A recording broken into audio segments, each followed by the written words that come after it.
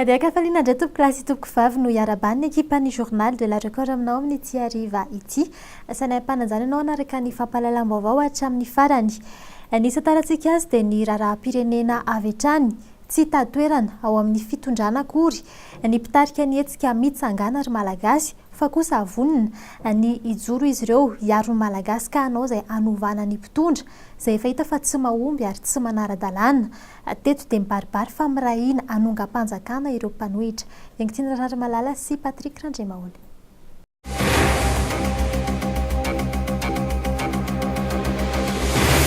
Notapenam-bava hatrany ny malagasy hatramin'izay raha miteny sy maneho hevitra ary lazaina ombenombeny fa tsy manara-dalàna raha toa ka midina an-dalambe sy mivorivory etseroa.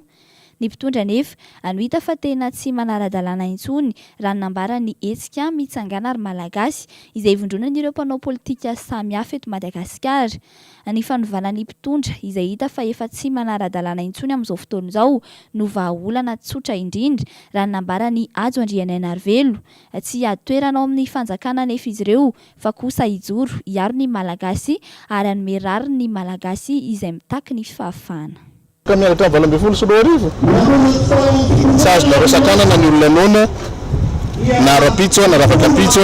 fa tsy maintsy hijoro amin'izany ary zay nanetsehanay hoe mitsangana ary malagasy ary zay vonina nitsangana amin'izany ary tsisy atahorana amin'izany mihitsiny fa raha miteny ny mpandro filaminana sasatsasany hoe tsy manara-dalàna fa ara-dalàna ve zavatra miseho tao firenena amin'izao fotoana izao aoko tsika tsy anovany lala-tantara mihitsy fa ny lala-tantara mazava dia tsotra ihany tsy hinanana solombavambahoaka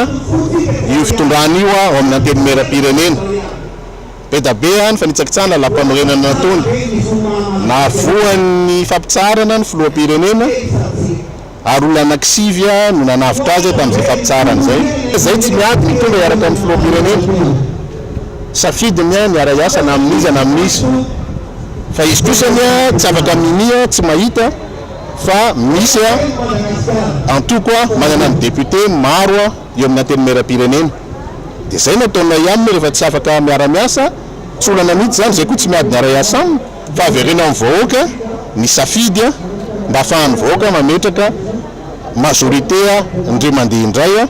dia amin'izay milamina ny firenena. Ity hetsika mitsangana ary malagasy ity dia ahitana taratra fa hetsika iray anambarana ny mpanao politika ny heriny andravana ny fitondrana mijoro ankehitriny. Teto ihany koa dia ny baribary fa ny mitsangana ary malagasy ihany ny tao ambadiky ny hetsika AFP na ny antso ny fanavotam-pirenena izay tsy nahomby herinandro lasa izay.